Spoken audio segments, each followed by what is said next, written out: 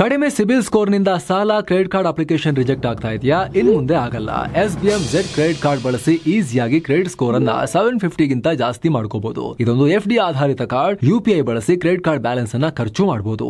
FD ಗೆ RBI ಗ್ಯಾರಂಟಿಯೊಂದಿಗೆ 7% interest ಕೂಡ ಸಿಗುತ್ತೆ. 30 ದಿನದಲ್ಲೇ ಕ್ರೆಡಿಟ್ ಸ್ಕೋರ್ ನಲ್ಲಿ ಇಂಪ್ರೂವ್ಮೆಂಟ್ ಕೂಡ ನೋಡಬಹುದು. ಡಿಸ್ಕ್ರಿಪ್ಷನ್ ಹಾಗೂ ಪಿನ್ ಕಾಮೆಂಟ್ ನಲ್ಲಿರೋ ಲಿಂಕ್ ಮೂಲಕ Z ಆಪ್ ಡೌನ್ಲೋಡ್ ಮಾಡಿ.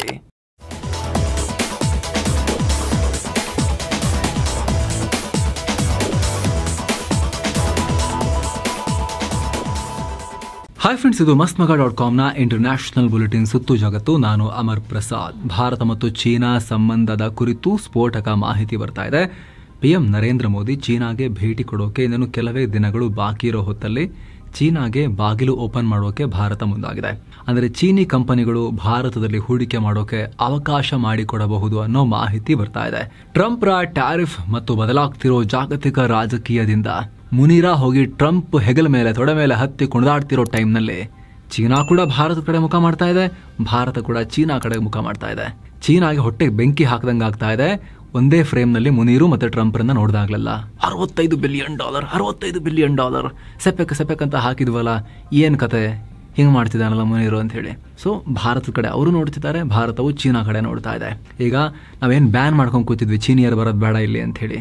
ಅವರು ಮತ್ತೆ ಪಾಕಿಸ್ತಾನದ ಸಂಬಂಧ ಡೀಪ್ ಆಗ್ತಿದ್ದ ಹಾಗೆ ಮತ್ತೆ ಗಲ್ವಾನ್ ಸಂಘರ್ಷ ಎಲ್ಲ ಆದ್ಮೇಲೆ ಈಗ ಸಂಬಂಧ ಸುಧಾರಿಸ್ತಿದೆ ಭಾರತ ಚೀನಾದು. ಅವರು ಕೂಡ ಬಹಳ ಬನ್ನಿ ಕುಣಿಯೋಣ ಅಂತ ಕರೀತಿದ್ದಾರೆ.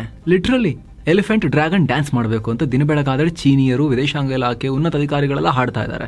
ಭಾರತ ಕೂಡ ಸಾಫ್ಟ್ ಆಗಿದೆ, ಅವರು ಕೂಡ ಸಾಫ್ಟ್ ಆಗ್ತಿದ್ದಾರೆ. ಶೇಕ್ ಹ್ಯಾಂಡ್ ಮಾಡೋಕೆ ಇಬ್ರು ಕೈ ಹಿಂಗೆ ಮುಂದೆ ತಗೊಂಡು ಹೋಗ್ತಿದ್ದಾರೆ. ಸೊ ಈಗ ಈ ರೀತಿ ಓಪನ್ ಅಪ್ ಮಾಡೋಕೆ ಚೀನಿ ಇನ್ವೆಸ್ಟ್ಮೆಂಟ್ಗೆ ಮತ್ತೆ ಭಾರತಕ್ಕೆ ಅವಕಾಶ ಕೊಡೋಕೆ ಈಗ ಭಾರತ ರೆಡಿ ಆಗಿದೆ ಅನ್ನೋ ಮಾಹಿತಿ ಲಭ್ಯ ಆಗ್ತಾ ಇದೆ. ದೇಶದ ಭದ್ರತೆಗೆ ಅಫೆಕ್ಟ್ ಮಾಡದಂಥ ಕ್ಷೇತ್ರಗಳಲ್ಲಿ, ಸೂಕ್ಷ್ಮವಲ್ಲದ ಕ್ಷೇತ್ರಗಳಲ್ಲಿ ದುಡ್ಡಿರೋ ಚೀನಿಯರು ತಂದು ಹಾಕಿಬೇಕಾದ್ರೆ ದುಡ್ಡು ಅಂಥೇಳಿ ಭಾರತ ಬಿಡ್ತಾ ಇದೆ ಅಂತ. ಮುಖ್ಯವಾಗಿ ಯಾವೆಲ್ಲ ಕ್ಷೇತ್ರ?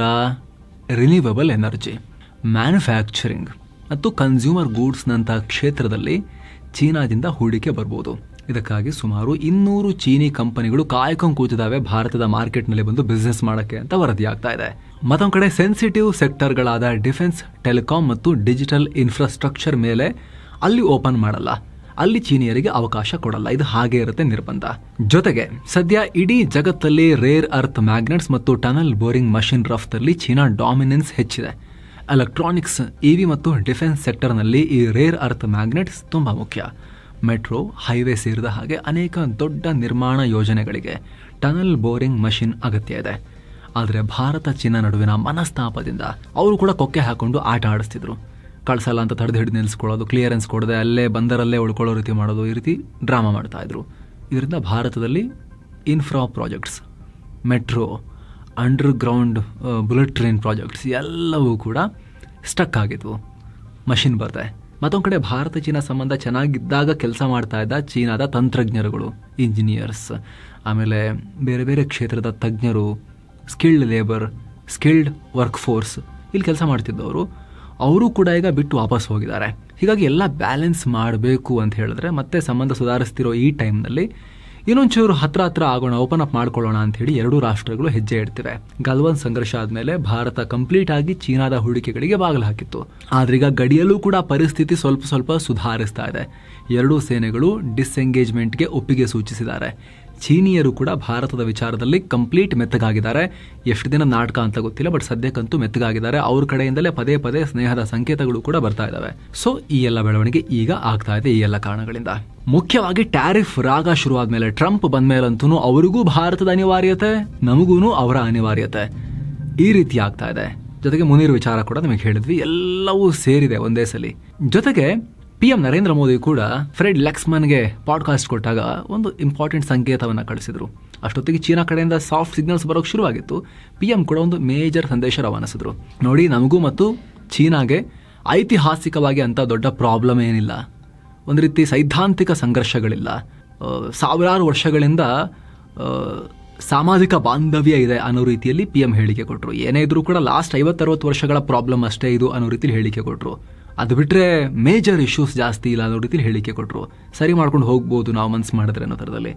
ಅದಾದಮೇಲೆ ಇಷ್ಟೆಲ್ಲ ನಾವು ಹಂತ ಹಂತವಾಗಿ ಎರಡೂ ಕಡೆಯಿಂದ ಪದೇ ಪದೇ ಅಲ್ಲಿನ ಉನ್ನತಾಧಿಕಾರಿಗಳು ಇಲ್ಲಿಗೆ ಬರೋದು, ಇಲ್ಲಿನವರು ಅಲ್ಲಿಗೆ ಹೋಗೋದು, ಮೀಟಿಂಗ್ ಮೇಲೆ ಮೀಟಿಂಗ್ ನಡೀತಾನೆ ಇದೆ. ವಾಂಗ್ ಈ ಒಂದು ರೀತಿ ಚೀನಾ ಸರ್ಕಾರದಲ್ಲಿ ವಿದೇಶಾಂಗ ನೀತಿ ಮತ್ತು ರಕ್ಷಣೆಗೆ ಸಂಬಂಧಪಟ್ಟಂತೆ ಜಿನ್ಪಿಂಗ್ ಬಿಟ್ರೆ ಇವರೇ ಟಾಪ್. ವಾಂಗಿ ಅವರು ಭಾರತಕ್ಕೆ ಬರ್ತಾ ಇದ್ದಾರೆ. ಈಗ PM ಅಲ್ಲಿಗೆ ಹೋಗೋಕ್ಕಿಂತ ಮುಂಚೆ ಅವ್ರು ಇಲ್ಲಿಗೆ ಬರ್ತಾ ಇದ್ದಾರೆ. ಆ ಟೈಮ್ನಲ್ಲೂ ಕೂಡ ಒಂದಷ್ಟು ಇಂಪಾರ್ಟೆಂಟ್ ಮಾತುಕತೆ ನಡೆಯುತ್ತೆ.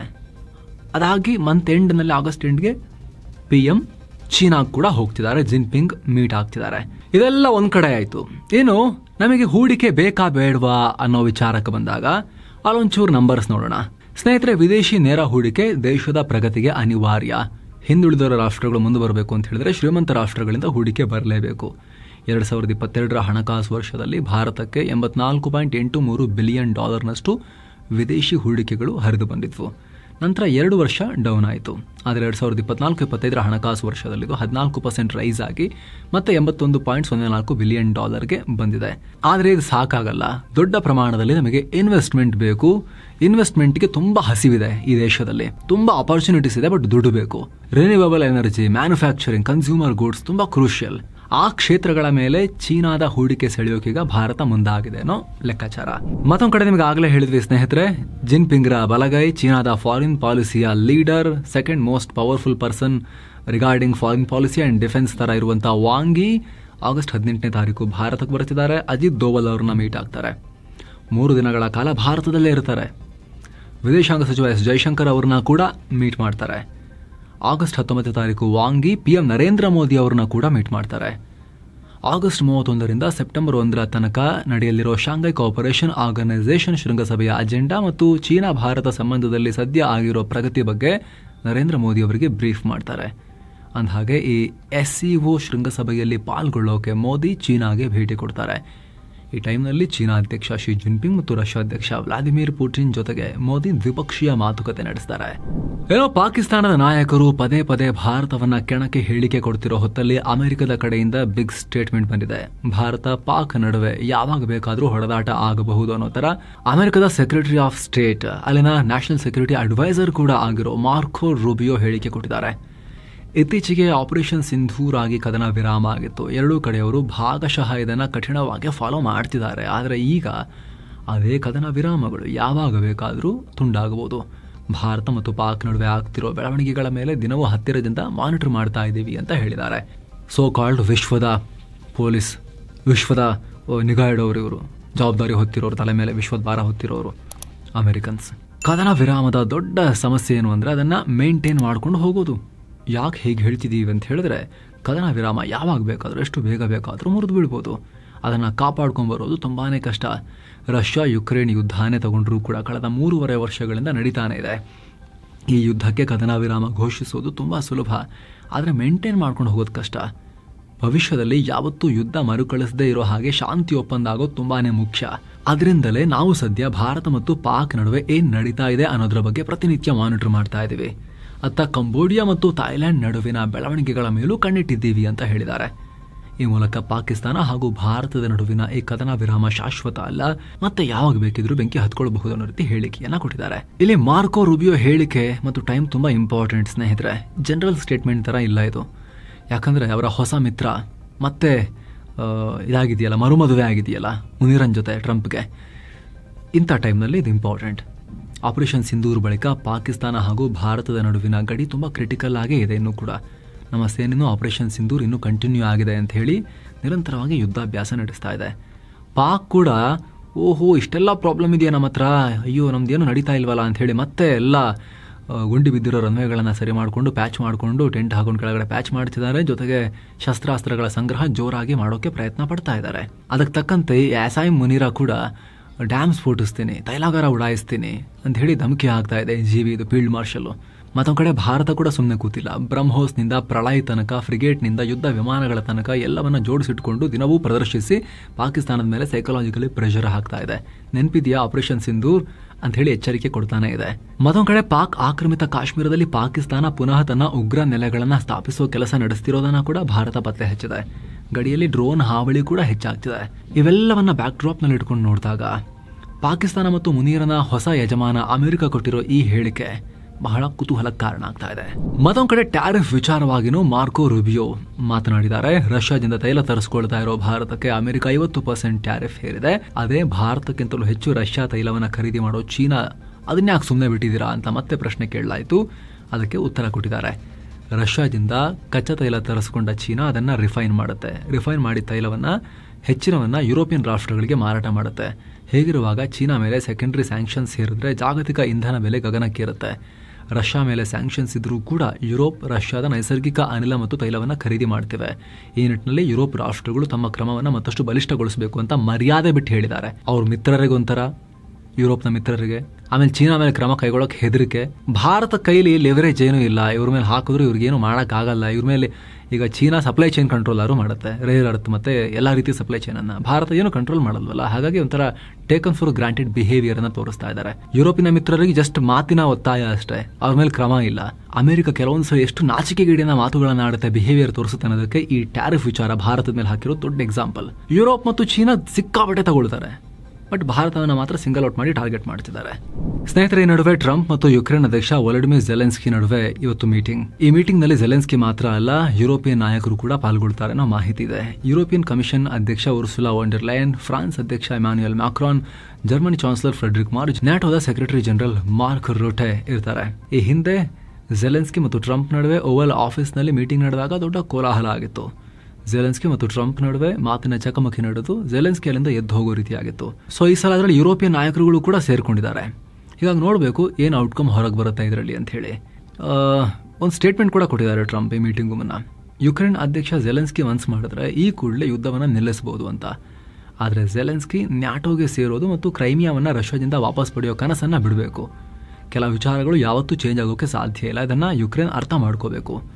ಇದಕ್ಕೆ ಮನಸ್ಸಿಲ್ಲ ಅಂದರೆ ಯುದ್ಧ ಮುಂದುವರಿಸಬಹುದು, ಬೇರೆ ಆಪ್ಷನ್ಸ್ ಇಲ್ಲ ಅನ್ನೋ ರೀತಿಯಲ್ಲಿ ಆಪ್ಷನ್ಸ್ ಇಟ್ಟಿದ್ದಾರೆ. ಅಷ್ಟು ಮಾತ್ರ ಅಲ್ಲ, ಕ್ರೈಮಿಯಾ ಮಾತ್ರ ಅಲ್ಲ, ಇನ್ನೂ ಒಂದಷ್ಟು ಜಾಗಗಳನ್ನು ಯುಕ್ರೇನ್ ರಷ್ಯಾಗೆ ಬಿಟ್ಕೊಳ್ಳೋಕ್ಕೆ ಒಪ್ಕೊಳ್ಬೇಕು, ಇಲ್ಲಾಂದರೆ ಯುದ್ಧ ಮುಂದುವರಿಯುತ್ತೆ ಅನ್ನೋ ರೀತಿಯಲ್ಲಿ ಎಚ್ಚರಿಕೆ ಕೊಟ್ಟಿದ್ದಾರೆ. ಸೊ ಟ್ರಂಪ್ ಪ್ರಕಾರ ಶಾಂತಿ ಮಾಡಿಸೋದಂದ್ರೆ ಇದು, ವೀಕ್ ಇರೋರ ಹತ್ರ ಪೂರ ಕಿತ್ಕೊಂಡು ಸ್ಟ್ರಾಂಗ್ ಇರೋರಿಗೆ ಕೊಟ್ಬಿಡೋದು. ಅದು ಶಾಂತಿ ಒಪ್ಪಂದದ ಸ್ಟೈಲ್ ಟ್ರಂಪ್ದು. ಆಮೇಲೆ ನೊಬೆಲ್ ಕೊಡಿ ಅಂತ ಹೇಳ್ಕೊಂಡು ತಲೆ ಮೇಲೆ ಹಿಡ್ಕೊಂಡು ಓಡಾಡೋದು ಟ್ರಂಪ್ ಲೆಕ್ಕಾಚಾರ. ಕ್ರೈಮಿಯಾ ಆಲ್ರೆಡಿ ಹೋಗಿದೆ, 10 ವರ್ಷಕ್ಕಿಂತ ಜಾಸ್ತಿ ಕಳೀತು. ಈಗ ಒಬಾಮಾ ಪ್ರೆಸಿಡೆಂಟ್ ಆಗಿದ್ದಾಗ ವಶಪಡಿಸ್ಕೊಂಡಿದ್ದು ದೊಡ್ಡ ಭೂಭಾಗ ರಷ್ಯಾ, ಪುಟಿನ್ ವಶಪಡಿಸ್ಕೊಂಡ್ರು. ಅದು ಬಿಡಿ, ಅದು ಕೊಡಬೇಕಂತೆ. ಈ ಲೇಟೆಸ್ಟ್ ಯುದ್ಧದಲ್ಲಿ ಡಾನ್ಬಾಸ್ ಏರಿಯಾ, ಲುಹಾನ್ಸ್, ಡೊನೆಟ್ಸ್ಕ್ ಅಲ್ಲೆಲ್ಲ ವಶಪಡಿಸ್ಕೊಂಡಿದ್ದಾರಲ್ಲ, ಅದನ್ನು ಕೂಡ ರಷ್ಯಾಗೆ ಬಿಟ್ಕೊಡಿ, ಅವಾಗ ಯುದ್ಧ ನಿಲ್ಲುತ್ತೆ, ಶಾಂತಿ ಆಗುತ್ತೆ ಅನ್ನೋದು ಟ್ರಂಪ್ ಲೆಕ್ಕಾಚಾರ. ನೋಡಬೇಕು ಝೆಲೆನ್ಸ್ಕಿ ಏನು ಹೇಳ್ತಾರೆ ಅಂತ. ಟ್ರಂಪ್ ಶಾಂತಿ ಪ್ರಯತ್ನದ ನಡುವೆ ದಿನ ಬೆಳಗಾದ್ರೆ ಪುಟಿನ್ ಯುಕ್ರೇನ್ ಮೇಲೆ ಬೆಂಕಿ ಮಳೆ ಸುರಿಸೋದನ್ನ ಮುಂದುವರೆಸಿದ್ದಾರೆ. ಯುಕ್ರೇನ್ನ ಖಾರ್ಕಿವ್ ನಗರದ ರೆಸಿಡೆನ್ಷಿಯಲ್ ಏರಿಯಾವನ್ನ ಗುರಿಯಾಗಿಸಿ ಕ್ಷಿಪಣಿ ದಾಳಿ, ಮಿಸೈಲ್ ದಾಳಿ ಮಾಡಿದ್ದಾರೆ ಪುಟಿನ್. ಈ ದಾಳಿಯಲ್ಲಿ 11 ಜನ ಗಾಯಗೊಂಡಿದ್ದಾರೆ. ಅಕ್ಕಪಕ್ಕದ ಕಟ್ಟಡಗಳ ಗಾಜುಗಳು ಕೂಡ ಒಡೆದು ಹೋಗಿವೆ. ಮಿಸೈಲ್ ಬಿದ್ದ ಜಾಗದ ಬಿಟ್ಟು ಅಕ್ಕಪಕ್ಕದಲ್ಲೂ ಕೂಡ ಡ್ಯಾಮೇಜ್ ಆಗಿದೆ. ಈ ಖಾರ್ಕಿವ್ ಪ್ರದೇಶ ರಷ್ಯಾ ಬಾರ್ಡರ್ಗೆ ತುಂಬಾ ಹತ್ತಿರದಲ್ಲಿರೋದ್ರಿಂದ ಯುದ್ಧ ಶುರುವಾದಾಗಿನಿಂದ ಈ ಪ್ರದೇಶ ಹೆಚ್ಚಿನ ಡ್ರೋನ್ ಮತ್ತು ಮಿಸೈಲ್ ದಾಳಿಗೆ ಒಳಗಾಗಿದೆ. ಈಗಲೂ ಅದೇ ಆಗಿದೆ.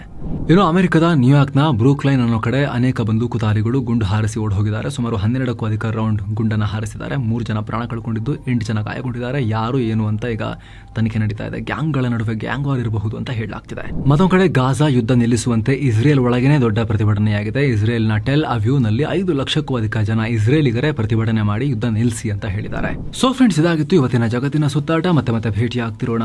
ನಮಸ್ತೆ.